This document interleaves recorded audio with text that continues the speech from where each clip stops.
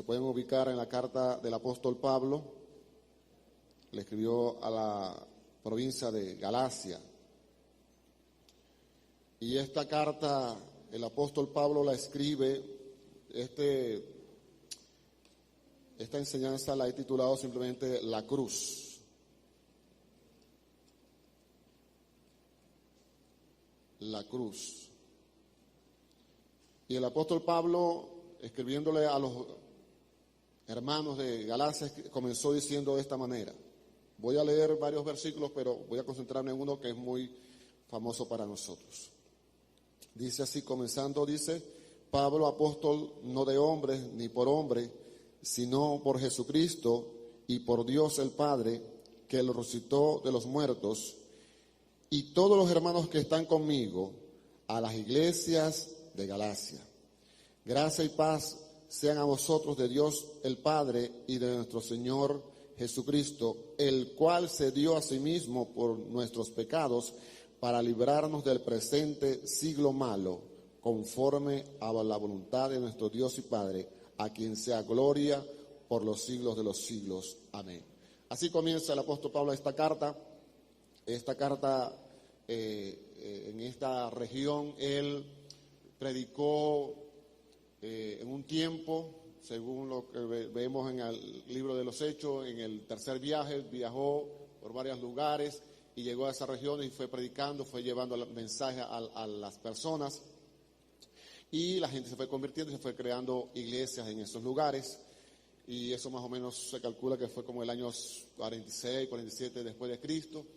Y luego de un tiempo, él envía esta carta como el año después, unos 10 años posiblemente después, ya que él ve que están pasando cosas en esas iglesias de ese lugar que no están conforme a lo que él les enseñó a través del tiempo. Y es que una de las cosas que él más hizo énfasis era que la salvación era por gracia, por la fe en Cristo Jesús.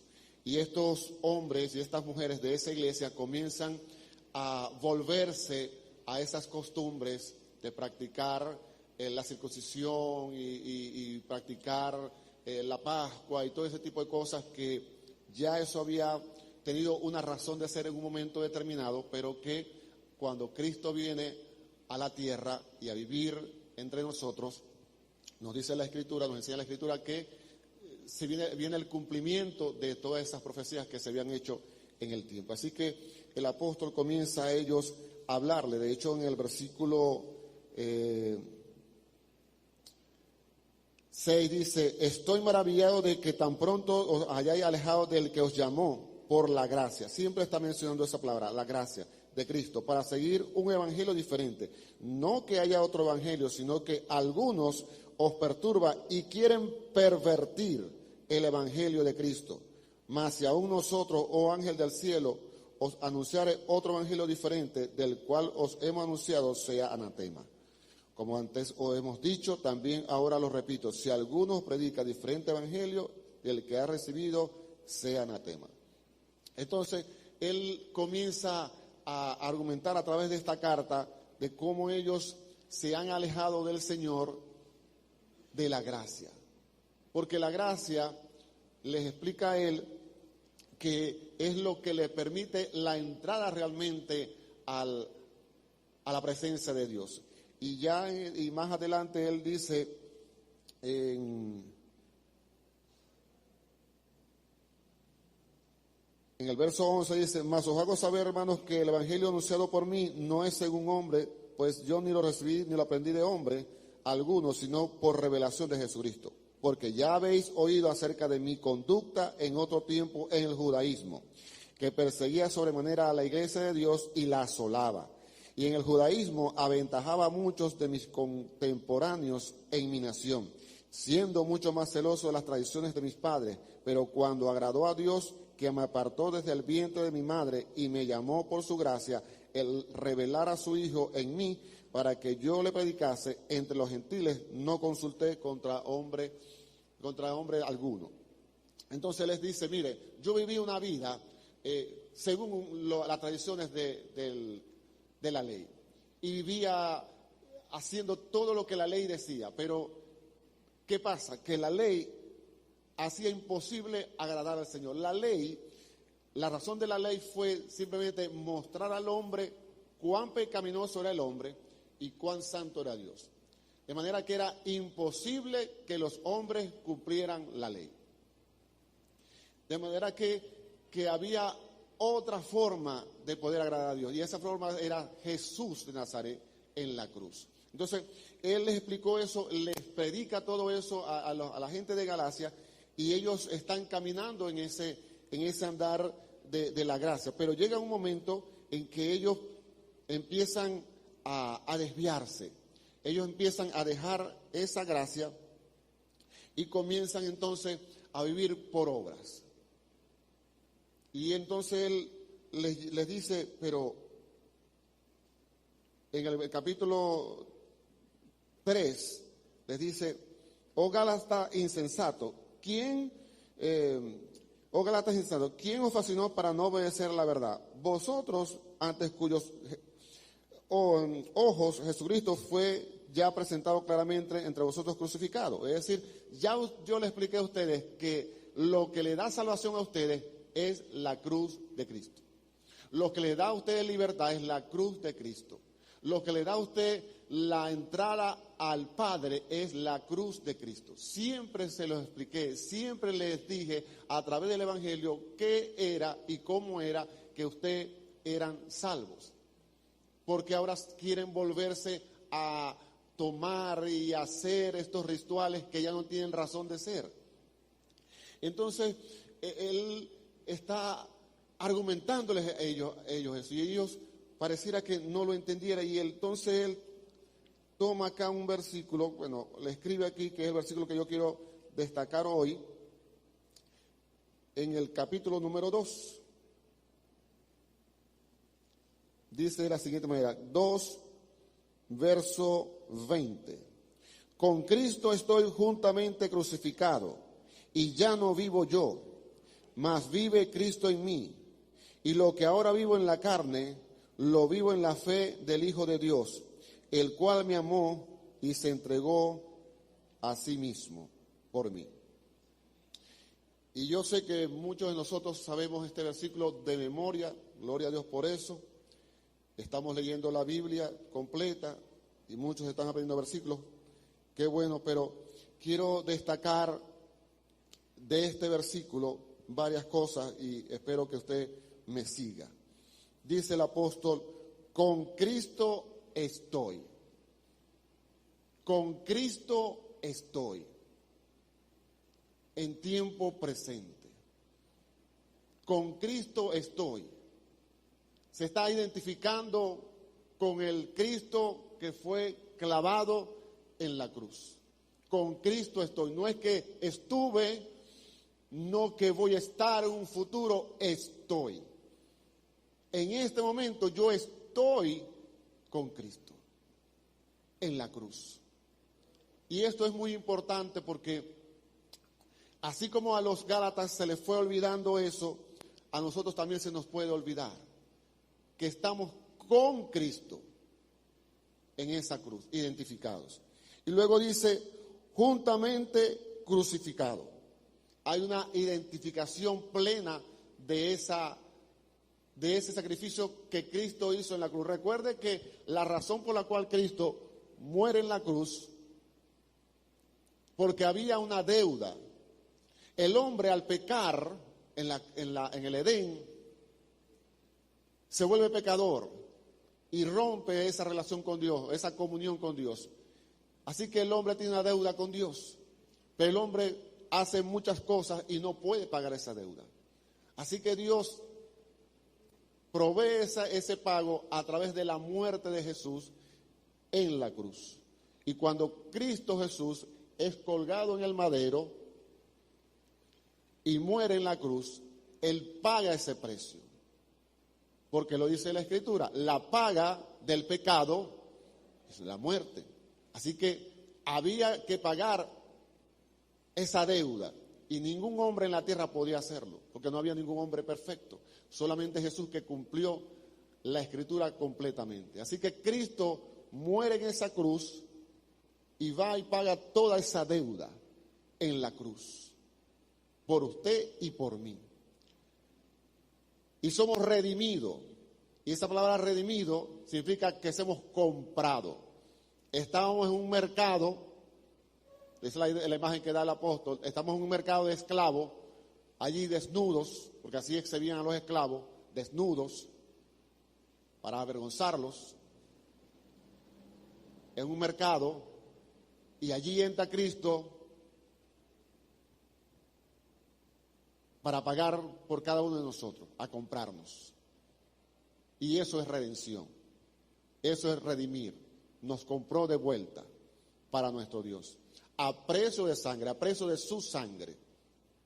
Así que el apóstol dice, juntamente con él, me identifico con Cristo en la cruz.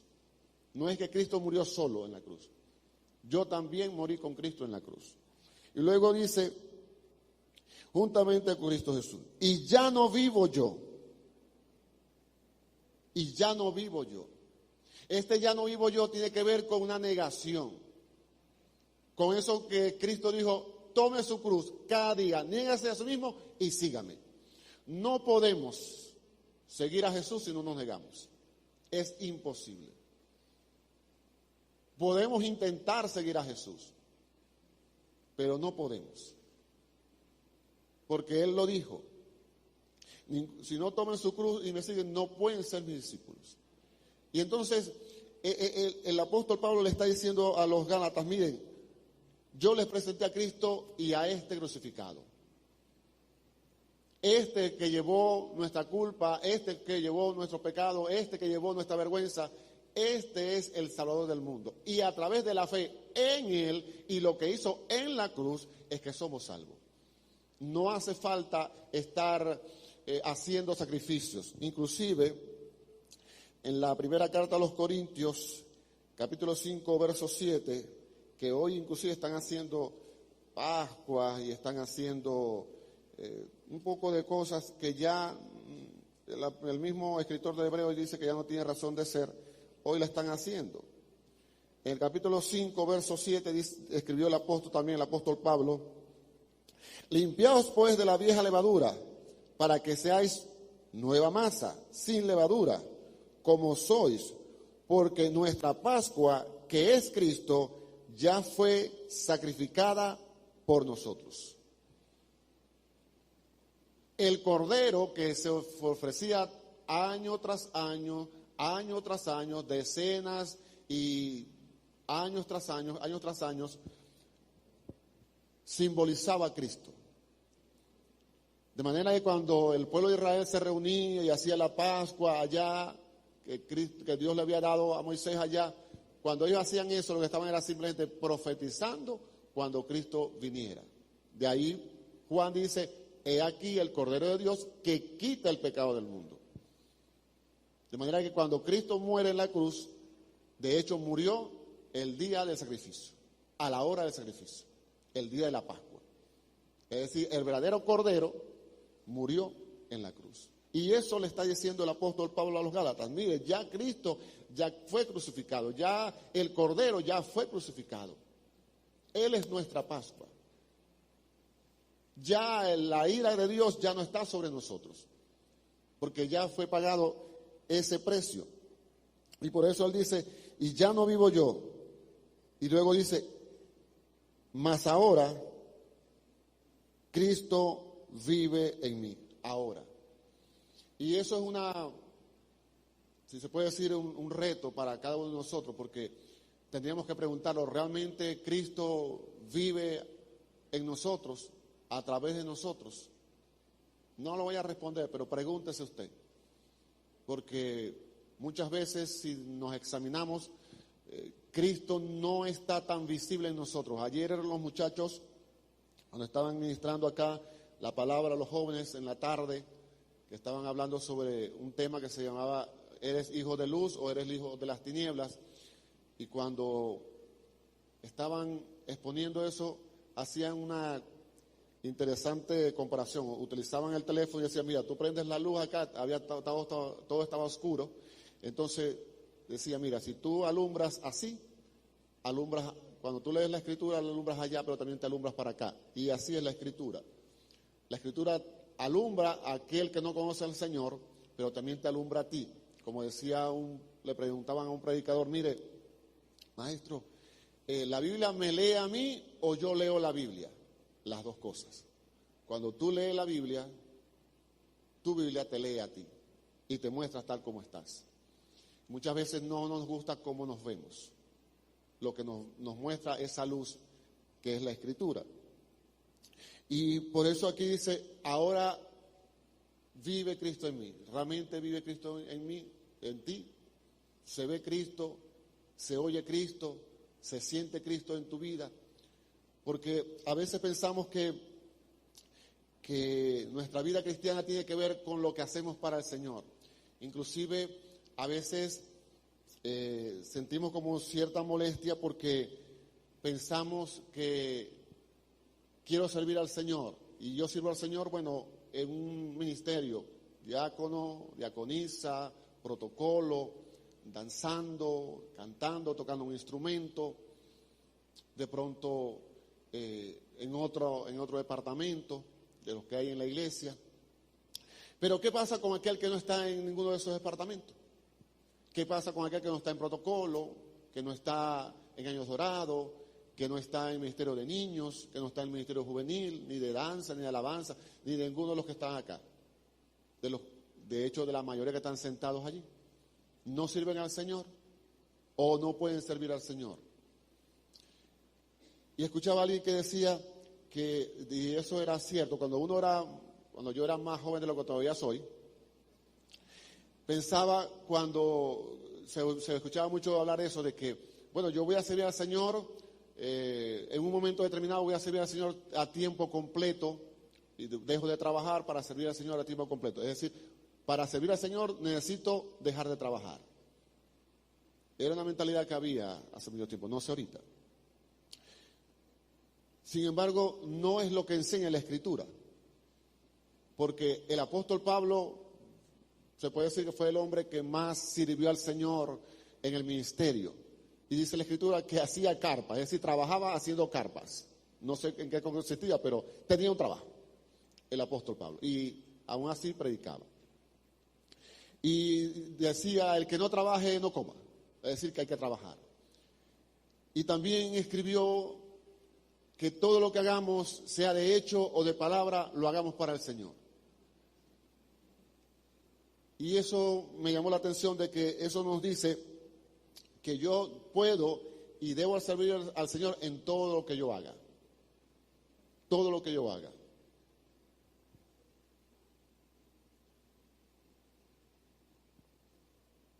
Eso significa que si usted está en una oficina, usted debe trabajar allí bien para la gloria del Señor. Si usted es carpintero, albañil, si es profesor, si es maestro, si es doctor, si es abogado, debe trabajar allí para la gloria del Señor. Si usted es estudiante y quiere sacar buena nota, 18, 20, la quiere sacar para que lo pongan en el cuadro de honor y digan que bien lo hace o para que Dios sea exaltado. ¿Para qué lo quiere? ¿Quiere salir de esa universidad cum laude o summa cum laude para que digan, oye, qué excelente estudiante es y vestirse de blanco? ¿O para que digan, gloria a Dios por ese hombre o esa mujer? Cualquier cosa que nosotros hagamos debe de ser para la gloria de Dios, porque vivimos para Él y de Él nos movemos, dice la Escritura. Pero a veces, por alguna razón, hemos creído que necesitamos hacer algo o estar en un departamento o estar en un ministerio para que yo alabe al Señor. Generalmente uno, cuando predica o cuando mucha gente canta, dice, ¿cuánto les dan la gloria a Dios? Y la gente dice, gloria a Dios. ¿Cuánto les dan la gloria a Dios? Gloria a Dios. Y no está mal eso, ¿no? Por si acaso. Lo que quiero destacar es que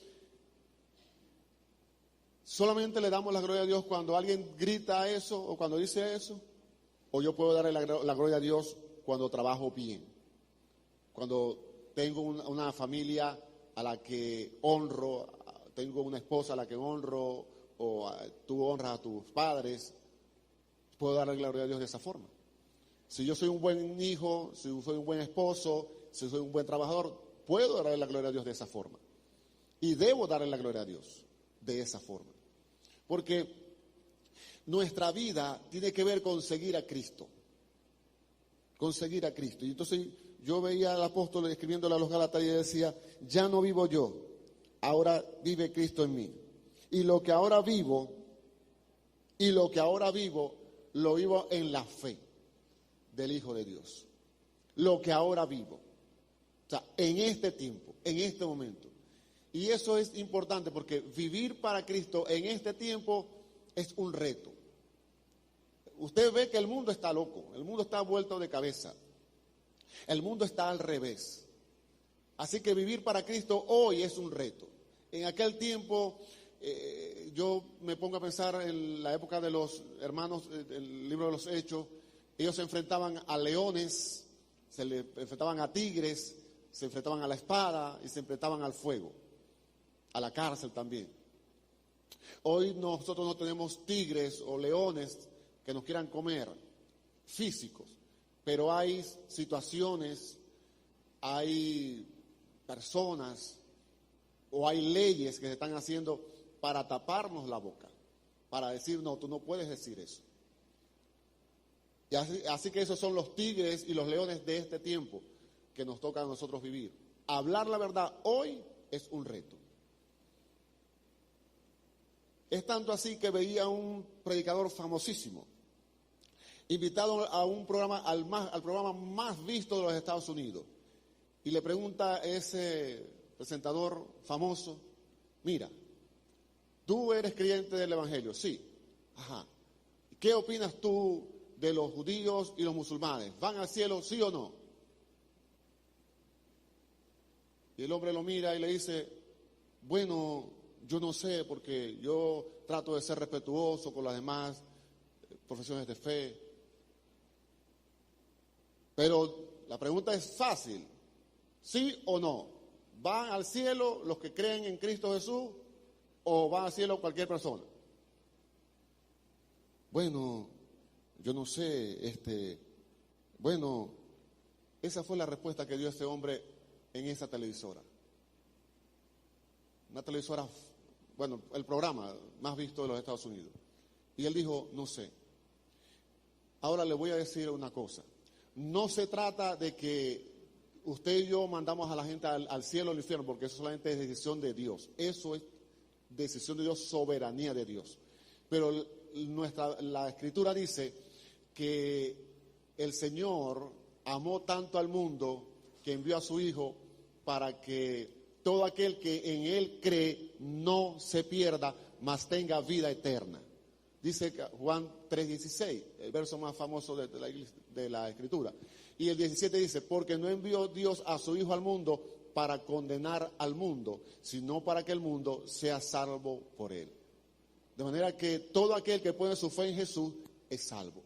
Pero el 18 dice, pero el que no cree en Él ya ha sido condenado porque no ha creído en el Hijo de Dios. Es claro. No es que yo estoy enviando a la gente al infierno, no. La Escritura dice, eres salvo si crees en Jesús y en lo que hizo en la cruz, no eres salvo si no crees. Así de fácil. Y este hombre no pudo decir eso allí. ¿Por qué? Porque no convenía, porque no era conveniente. Así que yo le digo que hoy es difícil andar en la verdad. Y lo que más me llama la atención de este versículo de Gálatas es la parte que va culminando. Porque dice aquí, el 3:20, y lo que ahora vivo lo vivo en la carne, en la fe del Hijo de Dios, el cual me amó y se entregó a sí mismo por mí. El cual me amó.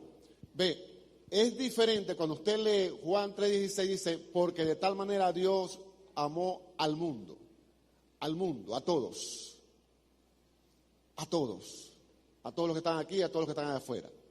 Pero es diferente cuando usted lee y dice, porque me amó a mí,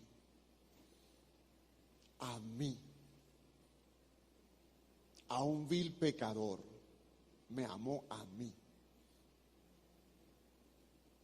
Y eso me conmueve. No sé usted, pero a mí me conmueve. Saber que el Cristo santo, justo y bueno, que caminó rectamente sobre la tierra, nunca pecó, nunca hubo engaño en su boca, murió por mí, por este pecador. Se entregó a sí mismo por mí. Sí, se entregó por toda la humanidad, es verdad, por los 8.000 millones que existen en el mundo, pero se murió por mí, por mi pecado. Y esto es importante entenderlo porque hoy no se habla de eso. Hoy lo único que se dice es, mira, tú eres un hombre, un ser valioso, una mujer valiosa, vas a tener muchas riquezas, vas a tener éxito. Es más, veía una imagen que decía, y lo comentaba otra muchacha que estaba enojada, decía, Cristo es el camino al éxito. Y decía ella, qué cosa tan terrible que mis compañeros y amigos del Evangelio escriben eso en sus estados de sus redes sociales. Cristo no es el camino al éxito. Cristo es el camino al Padre. Pero el camino al Padre es angosto. Es angosto. Y es tan angosto que dice, pocos son los que lo hallan. De manera que si usted quiere caminar con Cristo, va a andar solo o con muy poca gente. Eso es caminar con Cristo. Porque él le dijo a Pedro, Pedro, sígueme. ¿Para dónde, Señor? No le dijo, ¿para dónde? Sígueme. Y le dijo, mira, Pedro, cuando tú eras joven, ibas a todas partes. Pero cuando seas viejo, no lo vas a poder hacer. Y esto le dijo, haciéndole entender de qué tipo de muerte iba a sufrir. Cuando le dijo, sígueme, le estaba diciendo, vente conmigo, camina conmigo, a donde yo te lleve, cuando yo te lleve, como yo te lleve. Pero además de eso te voy a ofrecer la cruz también. Porque eso es lo que nos ofrece Cristo, la cruz. Hay una canción, un himno viejo que dice, en el Monte Calvario. Decía, en el Monte Calvario está una cruz, emblema de afrenta y dolor. Mas yo amo esa cruz, porque en esa cruz murió mi Jesús. Mas yo siempre amaré esa cruz. Y dice el coro, y algún día, en vez de una cruz, mi corona Jesús me dará. Algún día. Pero ahorita aquí me ofrece una cruz. Pero nadie quiere esa cruz ahora. Queremos éxitos, queremos fama, queremos aplausos. Queremos ir con la multitud. Pero eso no dice la Escritura. La Escritura dice, ancho y espacioso es el camino que lleva a la perdición. A la perdición. Pero el angosto es el camino que lleva al cielo. Y es angosto porque es un solo camino. Se llama Jesús. Él lo dijo, yo soy el camino. No parezco un camino, no soy uno de los caminos. Dijo, yo soy el camino. Pero muchos no queremos caminar por el camino de Jesús, porque es un camino pedregoso y peligroso también. Es un camino que ofrece, sí, hay momentos de alegría, de bendición, de gozo, de cosas maravillosas. Tengo muchos años, por la misericordia de Dios, en el Señor y he vivido cosas preciosas en el Señor, pero también ha habido decepciones, traiciones y dolores. Y ahora que soy pastor, me doy cuenta que hay cosas que voy a sufrir. Porque aquí hay muchas personas y que me han mostrado amor, aprecio y cariño hacia mí en este comienzo de ministerio, que apenas tengo 3 años junto con mi esposa. Pero también sé que hay gente que yo no le agrado, al que no le gusta que yo sea pastor. Hay gente que no le gusta que yo sea el pastor de esta iglesia, que quisieran que fuera otro. Y eso yo lo sé. Y sabe que yo sé que todos ustedes no me aman a mí, pero yo tengo que amarlos todos, a todos ustedes. ¿Por qué? Porque ustedes son las ovejas que Dios me dio. Jesús le dijo a Pedro, pastorea mis ovejas, apacientas mis corderos. Ustedes no son míos, son del Señor. Yo no soy el Señor de esta iglesia, el Señor es Jesucristo. Al final es el príncipe de los pastores, es Él. Y Él vendrá y dará su corona a cada quien.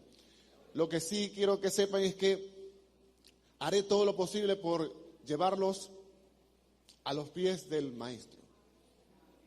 Eso lo tengo claro. Me gusta aquella imagen de aquel hombre que decía que él era como aquel perro ovejero. No sé si lo han visto en las películas, los perros ovejeros.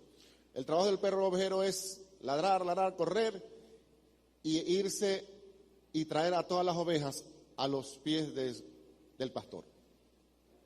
Ese es mi trabajo. Llevarlos a ustedes a los pies del buen pastor.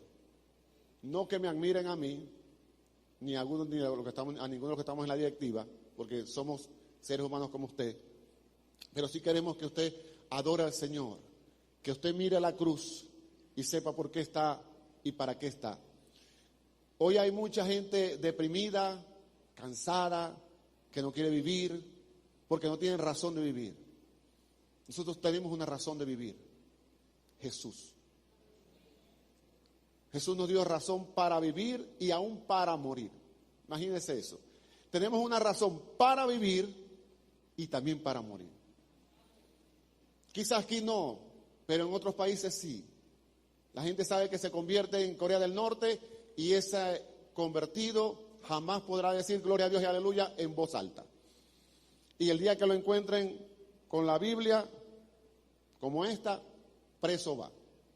Y nunca saldrá de esa cárcel. Y si llega a salir, sale desnutrido o casi muerto. Aquí en Venezuela, gracias al Señor, no. Por eso yo le invito cada día a que usted lea la Escritura. Pero no para que acumule información. No. Leer la Escritura es para aprender cada día cómo adorar más a Dios. Porque esa es la razón de la Escritura. Que nosotros veamos la belleza de Dios desde Génesis hasta Apocalipsis. Que veamos a Jesús desde Génesis hasta Apocalipsis. La hermosura de Dios. Escuchaba a alguien que decía, no, yo no quiero al Dios del Antiguo Testamento porque era muy cruel, muy despiadado, muy duro. El Dios del Antiguo Testamento es un Dios bueno, un Dios misericordioso y justo. Clemente, dice la Escritura. Y lo vi recientemente en el libro de Jonás. Si usted lo ha leído, todavía nos llamó, ahorita estamos leyendo es el primer libro de Crónicas, pero cuando llega allí, en el libro de Jonás, usted conoce la historia, rapidito se la cuento, viene el profeta, Dios lo llama, le dice, ve a la ciudad de Nínive y vas a predicar a esa gente. Es decir, Dios lo manda para allá y él se va para acá. Al revés. Yo para allá no voy. Por si usted no sabe por qué no quería ir Jonás para allá, le cuento rapidito. Los ninivitas era la capital de Asiria, los asirios eran enemigos de Israel, pero aparte que eran enemigos de Israel, eran gente terrible, despiadada, sanguinaria y perversa. ¿De qué tan perversos eran? Bueno, ellos cuando agarraban a la gente y los capturaban, una de las cosas que hacían, de las cosas terribles que hacían, era que le arrancaban la piel a la gente, viva. Así de crueles eran ellos, para no decir otras cosas. Pero además eran enemigos de Israel, secuestraban y todo eso. Así que cuando Dios le dice a Jonás, va a salvar a Nínive, bueno, a salvar no, ve a predicar, a decirles que los voy a arrasar. Él, en vez de ir para allá, se va para allá. Al revés. ¿Por qué? Lo dice en el capítulo número 3. El capítulo 3 dice, porque yo sabía que tú eres un Dios misericordioso, clemente y grande en misericordia. como yo soy profeta y te conozco, yo sé que si yo voy a predicar a esa gente y se convierten, vos los vas a perdonar. Por eso yo no quería ir para allá, porque yo sabía que tú lo ibas a perdonar. Este hombre no quería la salvación de ese pueblo llamado Nínive, los ninivitas. Y Dios le muestra su corazón a través de una higuera. La higuera nace, le da sombrita, como aquí como en Maracaibo que hace un sol enorme, le da sombra esa higuera y él está ahí sabroso, pero la higuera se seca, le da un solazo terrible y ya se quiere morir.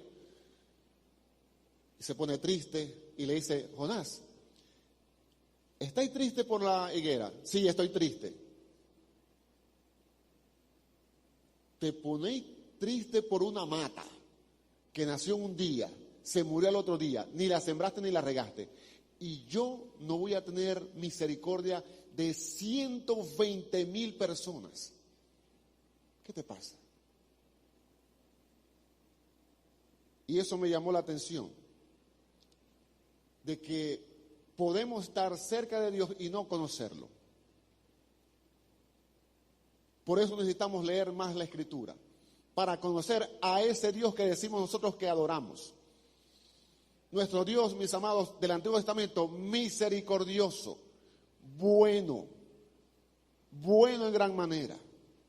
Aun cuando usted ve todos esos hechos que ocurrían allí, Dios es bueno. Desde el momento que Dios le dijo a la mujer, la simiente tuya va a herir la cabeza de la serpiente, desde ese momento hay misericordia. Cuando Dios le dice a aquel hombre, construye el arca, misericordia. Cuando Dios le dice a Abraham, vente, te voy a hacer una gran nación, misericordia. Dios muestra misericordia, misericordia, misericordia. Mira Israel, cuántas veces se fue tras dioses falsos, tras ídolos falsos, y le decía, Señor, ayúdame, y lo ayudaba, misericordia. Nuestro Dios siempre ha sido misericordioso. Así que cuando yo leía esa escritura allí, que decía el apóstol, el cual me amó y se entregó a sí mismo por mí. Es algo que debe ser lo que nos mueva a decirle a otros que Jesús los puede salvar y transformar. Indistintamente el pecado que tengan, indistintamente la vida que lleven, Dios puede salvar y Dios quiere salvar. Pero necesitamos abrir nuestra boca y decirle a la gente que Dios puede y quiere salvar las vidas, los corazones, las familias, los hombres, las mujeres, los jóvenes y los niños. Sobre todo los jóvenes de este tiempo deben saber que Dios los ha llamado a ustedes para ser esos instrumentos, esa luz en medio de una generación maligna y perversa, leían ayer en la Escritura. Y eso lo decía el apóstol Pablo a los colosenses hace 2000 años atrás. Hoy también vivimos una generación maligna y perversa, pero también tenemos que iluminar en medio de la oscuridad. El mundo nunca ha estado tan oscuro como ahora. En medio de tanta tecnología, en medio de tanto avance, en medio de tanta comunicación, el mundo está más oscuro que nunca. Hay gente que dice, no, yo no voy a la iglesia porque allá hay mucha gente, ¿qué tal? Sí, es verdad. Tú puedes decir que aquí hay gente hipócrita, gente que te puede engañar, que te puede fallar, sí, pero allá hay más. Allá hay más. Y aquí, cuando fallamos y pecamos contra ti, te pedimos perdón. Efraín, perdóname. Anderson, perdóname. Giancarlo, perdóname. Reconozco que fallé. Mira, me fallaste, sí, yo te fallé. Celi, yo te fallé. Porque de eso se trata el Evangelio. Reconocer que fallamos.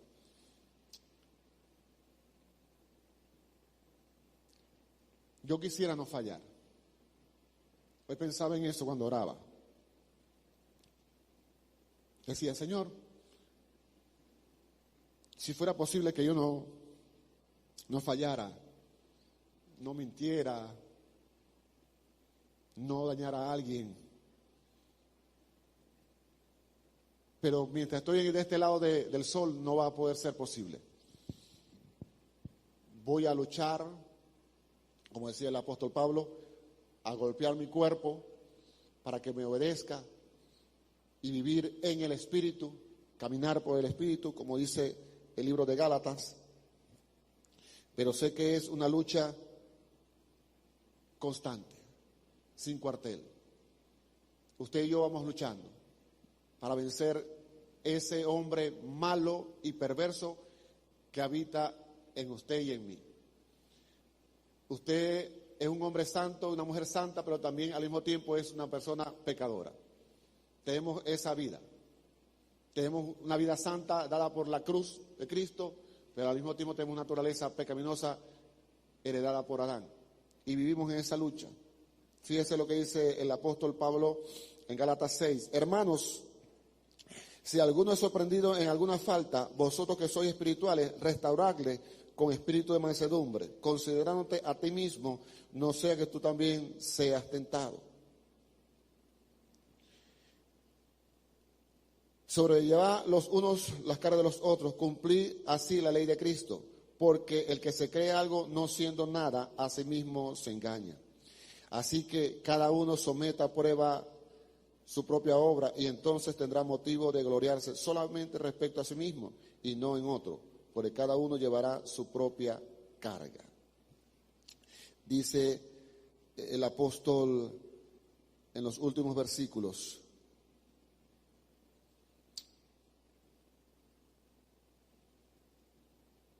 el verso 14. Pero lejos esté de mí gloriarme sino en la cruz de nuestro Señor Jesucristo, porque en el mundo me es crucificado a mí y yo al mundo. Eso significa que para el mundo yo no existo, yo no sirvo o yo estoy loco. El mundo está contra mí y el mundo está contra usted. Pues nosotros tenemos que estar en contra del mundo también. Ese es el reto, hermano. Ese es el reto. Para usted y para mí cada día. Saber que la cruz de Cristo no fue en vano. Tenemos que identificarnos con ello. Realmente creer que ese versículo que está ahí, Gálatas 2:20, no es simplemente para recitarlo de memoria, sino para creerlo.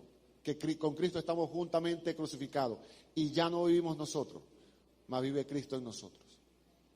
Y lo que ahora vivimos, lo vivimos en la fe del Hijo de Dios, el cual te amó a ti y me amó a mí y se entregó por ti y por mí en la cruz del Calvario. Quería compartir con ustedes eso, que les bendiga. Los músicos, si por favor puedan pasar.